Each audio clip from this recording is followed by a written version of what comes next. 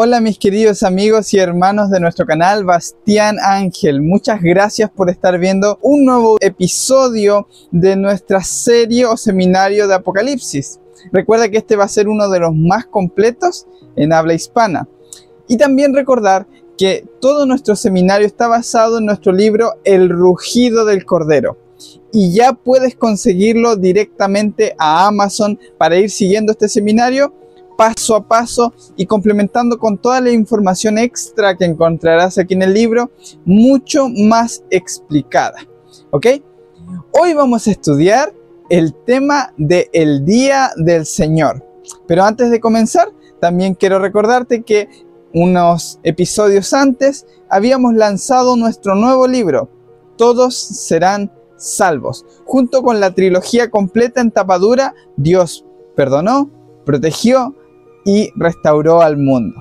Así que comentarte que ya está disponible también para que lo puedas conseguir y puedas hacer un lindo regalo a alguien que quiera enterarse de estas buenas noticias. Sin decir más, vamos a comenzar con el tema de hoy, el Día del Señor. Revelación de Jesucristo que Dios anunció y explicó a su siervo Juan. Pues el momento está cerca.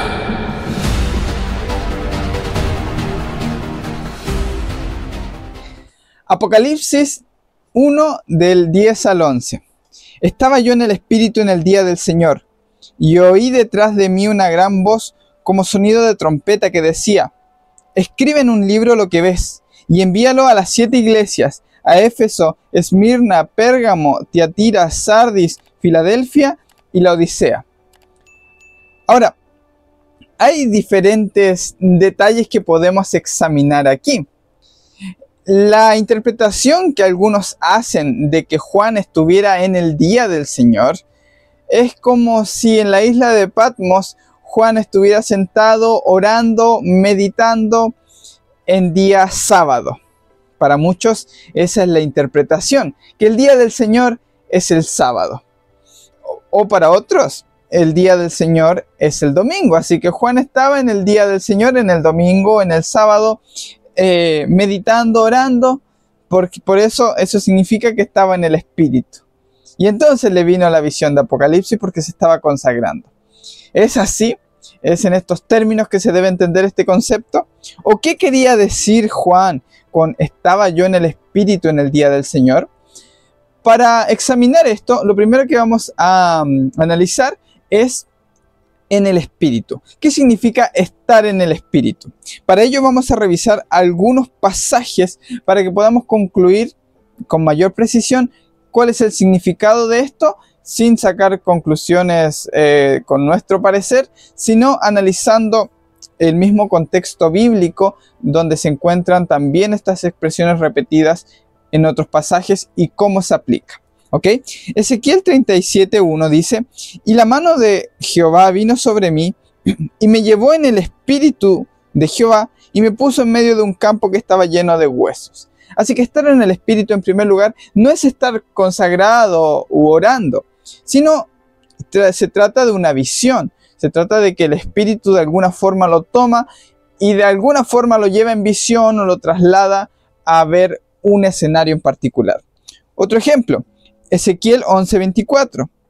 Y el Espíritu me levantó y me llevó a Caldea y a los desterrados, en visión por el Espíritu de Dios, y se alejó de mí la visión que había visto. O sea, para darle una visión siempre se dice por los profetas, el Señor fue llevado en el Espíritu. ¿Ok? Ezequiel 3:12 también lo repite. Entonces el Espíritu me levantó y oí detrás de mí un gran ruido, atronador. Bendita sea la gloria del Señor desde su lugar. Es muy similar a lo que le ocurrió a Juan. Estaba en el Espíritu y de pronto oye una gran voz detrás de él, que le dice: escribe lo que ves. Ok, entonces se trata de una visión, se trata de que están siendo tomados para recibir una visión y escuchar un mandato, por decirlo así. Es como que lo está guiando. Ahora, Apocalipsis 4:2 dice: al instante estaba yo en el Espíritu y vi un trono colocado en el cielo y a uno sentado en el trono. ¿Te das cuenta? Cuando es llevado a una visión en particular, a que preste atención, es tomado por el Espíritu hacia allá. Y ahora vamos a hacer una comparativa muy interesante. Apocalipsis 17:3. Y me llevó en el Espíritu a un desierto y vi a una mujer sentada sobre una bestia escarlata. ¿Ok? Apocalipsis 21:10. Y me llevó en el Espíritu a un monte grande y alto y me mostró la santa ciudad Jerusalén que descendía del cielo de Dios. Ok, en otras clases más adelante vamos a ver cómo este asunto de que lo lleva a un gran monte, porque es parte del versículo 21, o sea, faltan varias clases para que estudiemos eso. Pero ya les dejo algún aperitivo, ¿no? Jesús también fue llevado a un gran monte en el Espíritu. Fue llevado para ser tentado. Y también vio la santa ciudad. ¿Ok? También fue llevado al pináculo del templo. Aquí hay una relación muy interesante para poder interpretar este pasaje. Sin embargo, lo que queremos definir ahora es el asunto de ser llevado en el Espíritu o estar en el Espíritu. Definido eso, vamos a hacer lo mismo con la idea del día del Señor. No hace falta tomar nuestros conceptos del siglo XXI para interpretar un texto escrito hace tantos años. Sabemos que el código para entender el Apocalipsis es el Antiguo Testamento. Y tenemos por lo menos 35 referencias en el Antiguo Testamento al día del Señor. Ninguna de ellas, por ejemplo, se refiere al sábado. Ninguna de ellas se refiere al domingo o a un día de descanso en particular. No. El día del Señor es distinto al Señor del sábado. ¿Ok? Cuando Jesús dice soy el Señor del sábado, no es lo mismo, no se debe equiparar al concepto antiguo de hebreo antiguo de el día del Señor. Bien, vamos a leer algunos de estos textos para poder entender a qué está haciendo referencia. Vamos a leerlo brevemente, no vamos a leer los 35, pero algunos de ellos bastarán para entenderlo. ¿Ok? En el libro encontrarás más detalles, por supuesto. Dice Joel 1:15. ¡Ay del día! Porque el día del Señor es uno y vendrá con destrucción del Todopoderoso. O sea, lo primero que tenemos que saber es que el día del Señor implica destrucción. ¿Ok? No me parece que esto esté tirando por la idea de que sea el día sábado, día de reposo. Pero sigamos leyendo. Isaías 13:9. He aquí el día del Señor viene, cruel, tanto de ira como de ardor de ira, para dejar la tierra desolada y destruirá de ella a sus pecadores. Nuevamente, el día del Señor está relacionado con destrucción. Isaías 13:6. Lamento, porque el día del Señor está cerca, vendrá como destrucción del Todopoderoso. Una vez más, tenemos Jeremías 46:10. Porque este es el día del Señor, Dios de los ejércitos, día de venganza, para vengarse de sus adversarios. La espada devorará, será saciada y embriagada con su sangre. Isaías 2:12. Porque el día del Señor de los ejércitos vendrá sobre todos los soberbios y altivos, sobre todo lo enaltecido, y será abatido. Uno más, Isaías 34:8. Porque es día de venganza del Señor, año de retribución por la causa de Sión. Podría leer muchos más, tal vez para que aclaremos un concepto y relacionemos que esto tiene que ver con algo que habló Jesús en Mateo 24, leeré para ustedes en 2 versículos más, 2 o 3. ¿Okay? Joel 2:11 dice: Jehová da voz delante de su ejército, porque muy grande es su campamento, fuerte es el que ejecuta su palabra, porque grande es el día del Señor, muy terrible, y ¿quién podrá soportarlo? Esto es muy parecido a quién podrá mantenerse en pie, que ya estudiaremos también. Ahora, atención aquí. Joel 2:31. El sol se convertirá en tinieblas y la luna en sangre antes que venga el día del Señor grande y espantoso. ¿Ok? Entonces hay gente en la época de Jesús que anhelaba el día del Señor. ¿Cuándo vendrá el día del Señor? Porque decían, como se creían justos, para que castigue a los pecadores. Pero esos mismos que estaban anhelando el día del Señor, les hago un spoiler, eran del Sanedrín, que buscaban que el Señor castigara a los pecadores y los recompensara a ellos como justos. ellos mismos serían los que padecerían en el día del Señor. Ahora, Amós 5:18 dice: ¡ay de los que anhelan el día del Señor! Porque ¿de qué os sirve el día del Señor? Será oscuridad y no luz. Bien, así que cosas que podemos concluir de estudiar los textos que hablan con respecto al día del Señor en el Antiguo Testamento, que obviamente es el concepto que está usando Juan. El número 1 es que se trata de destrucción. Eso queda bastante claro, ¿ok? Se trata de destrucción, tiene que ver con el pueblo judío, porque hay gente que está anhelando el día del Señor y solo pueden ser los que conocen los oráculos de Israel. Y además está relacionado con lo que Jesús habló en Mateo 24, del sol se oscurecerá, la luna no dará su resplandor, las estrellas caerán del cielo. Está relacionado. Entonces, eso sucederá justo antes que venga el día del Señor grande y terrible. Así que está conectado con lo que Jesús hablaba en Mateo 24, que sabemos que se refiere a la destrucción de Jerusalén. Así que, ¿qué más nos queda que terminar de comprobar esta hipótesis? Vamos allá.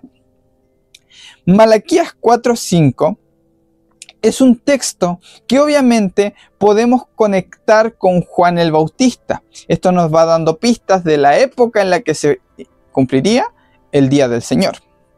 Dice allí: he aquí os envío el profeta Elías, antes que venga el día del Señor grande y terrible. Así que cuando Jesús habló de Juan el Bautista, dijo que ese era el Elías que había de venir, Mateo 11:14. Y si queréis recibirlo, Juan el Bautista es el Elías que había de venir. Os digo que Elías ya vino, dice en otro texto, en Mateo 17:12. Y hicieron lo que quisieron con él. Así que, ¿qué podemos concluir de esto? Que Malaquías dice que el profeta Elías sería enviado justo antes del día del Señor. ¿Ok? Antes que venga el día del Señor, vendría el profeta Elías. ¿Quién era ese profeta Elías que había de venir? Jesús dice: Juan el Bautista. Entonces el día del Señor debía llegar justo después de la llegada de Juan el Bautista. O sea, no 2000 años más tarde. Y sé que hay una hipótesis sobre los 3 Elías por allí. Pero ateniéndonos al contexto bíblico solamente, aunque pueda tener mucha creatividad en paralelismos esa hipótesis, lo cierto es que el mismo Pedro confirma que el día del Señor estaba a punto de suceder en su época. Ya leímos la cita de Joel, hablando de el sol, la luna, las estrellas, la oscuridad. Y ahora Pedro, en una predicación, deja claro que este día del Señor ocurriría prontamente y se estaban cumpliendo las últimas señales antes de que viniera. Atención, Hechos 2, 14 al 20. Pero Pedro, poniéndose en pie con los 11, alzó la voz y les dijo: varones judíos y todos los que habitáis en Jerusalén. Atención, porque está hablando a ellos, no a personas de todo el mundo, como si el día del Señor se fuera a cumplir para todo el mundo. No. Era específicamente para los varones judíos y los habitantes de Jerusalén. Esto sea notorio y oíd mis palabras, porque estos no están borrachos, como vosotros suponéis, sino que es la hora tercera del día. Pero esto es lo que ha dicho el profeta Joel. Atención. Y acontecerá que en los postreros días, y aquí quiero detenerme un segundo, gran parte de las profecías del Antiguo Testamento que dicen en los postreros días, o incluso del Nuevo Testamento en los postreros días, se atribuyen o se interpretan como si fuera el fin del mundo, esos postreros días. Sin embargo, el mismo Pedro ahora nos va a decir que el cumplimiento de aquellas cosas que serían para los postreros días estaba llegando en esa época. De hecho, hay expresiones como de Pablo que dice que Jesús fue enviado en el punto culminante de los siglos. O sea, no quiere decir que fue enviado justo antes del fin del mundo, sino en un punto crucial y en el fin de una era y el comienzo de otra. Y esto partiría con la destrucción de Jerusalén. Y acontecerá que en los postreros días, dice el Señor, derramaré mi espíritu sobre toda carne. Vuestros hijos y vuestras hijas profetizarán, y vuestros jóvenes verán visiones. Vuestros ancianos soñarán sueños, y sobre mis siervos y sobre mis siervas derramaré mi espíritu en aquellos días, y profetizarán. Y daré prodigios arriba en el cielo y señales abajo en la tierra, sangre, fuego, vapor de humo. El sol se convertirá en tinieblas, la luna en sangre, antes que venga el día del Señor grande y espantoso. Pedro está diciendo que el Pentecostés, la recepción del Espíritu Santo por parte de los apóstoles, son las señales que están precediendo al gran día del Señor. Él está diciendo que lo que está ocurriendo es el cumplimiento de la profecía de Joel. Eso incluye algo que Jesús había dicho también. Tinieblas, luna en sangre, etcétera, etcétera, que ya estudiamos en episodios anteriores y sabemos que eran una forma de expresar lo que vendría sobre Jerusalén. Entonces, ya tenemos avanzado el estudio, ¿no? En primer lugar, el día del Señor no se trata del sábado ni del día de reposo, y Juan no estaba en el espíritu consagrándose ni orando, sino que fue llevado a una visión específicamente al día del Señor. O sea, Juan fue llevado a ver lo que ocurriría en el día del Señor y todo lo que lo rodea, ¿sí? Entonces lo que Juan está viendo es un cuadro completo de lo que ocurriría en el día del Señor. ¿Se va entendiendo? Ahora, el día del Señor tiene que ver con destrucción. Y destrucción para los que justamente anhelan el día del Señor. Que vamos a ver que se trataba de los mismos judíos que se creían justos por encima de los gentiles. La crisis sería para ellos. Está relacionado también con las palabras de Jesús haciendo referencia a la destrucción de Jerusalén, la luna, el sol y las estrellas. Y Pedro lo sitúa en su propia época, pronto a suceder, que las señales eran las últimas que estaban ocurriendo antes del día del Señor.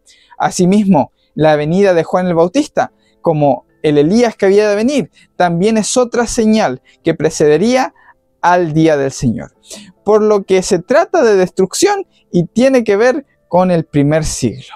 ¿Ok? Esa sería la fecha de cumplimiento. Así que si rastreamos el día del Señor con una mente clara, viendo la evidencia del texto bíblico, no hay por dónde perderse, no es tan complejo.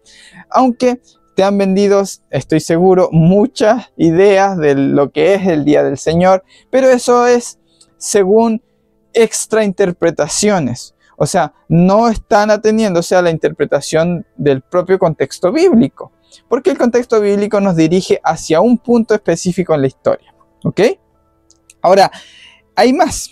Ezequiel 33 dice, porque cercano está el día del Señor. Será un día de nubes y tiempo de los gentiles. Este concepto también lo usa el profeta Daniel al referirse a la destrucción del poder del pueblo santo.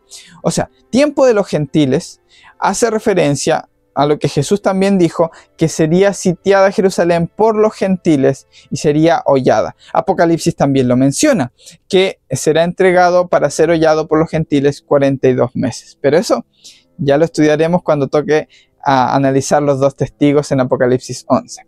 Sin embargo, este concepto tiempo de gentiles está estrechamente ligado, como vemos aquí en Ezequiel, al día del Señor. ¿Okay? Cuando los romanos invaden Jerusalén y esta es destruida. Otro texto más, Lucas 21, 23 al 24. Dice allí, ay de los que estén encinta y los que críen en aquellos días, porque habrá una gran calamidad sobre la tierra.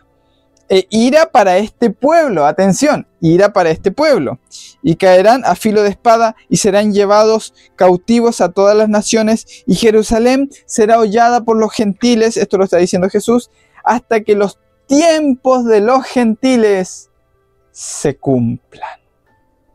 Más claro que esto puede estar. Ezequiel nos está diciendo que es tiempo de los gentiles. Jesús está diciendo que la destrucción de Jerusalén sucedería hasta que los tiempos de los gentiles se cumplieran. ¿Ok?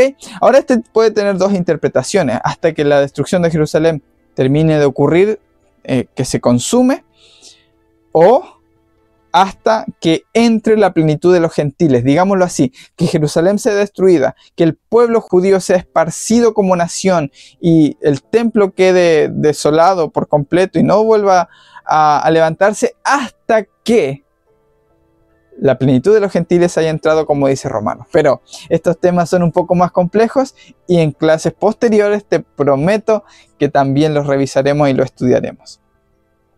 Ahora, ¿qué más puedo decir?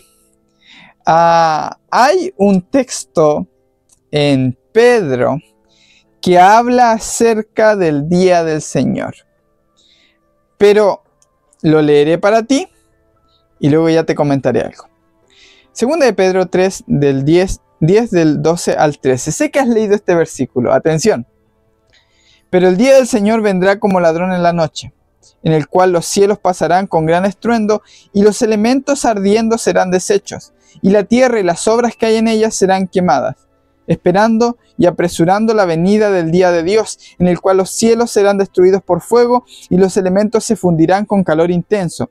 Pero, según su promesa, nosotros esperamos cielos nuevos y nueva tierra, en los cuales mora la justicia. Tú dirás, claro que ese texto no puede estar hablando de la destrucción de Jerusalén. Debe de referirse al fin del mundo, la destrucción del planeta con el fuego y la venida del paraíso a la tierra, etcétera, etcétera. Sé que puedes estar pensando eso, pero ¿no te parece un poco extraño que todo el tiempo el concepto del día del Señor apunta a la destrucción de Jerusalén y el mismo Pedro, que hizo esta predicación, no esté entendiendo el concepto del día del Señor y está hablando de para mucho tiempo después? De por sí, Pedro está hablando a los de su época, que vendría como ladrón. Ahora, ¿quieres entender este texto? Pues te invito a ver la siguiente clase. Recuerda que nuestro libro lo puedes conseguir en este enlace y te invito también a suscribirte a nuestro canal. Un abrazo a todos. Chao, chao. Pues el momento está cerca.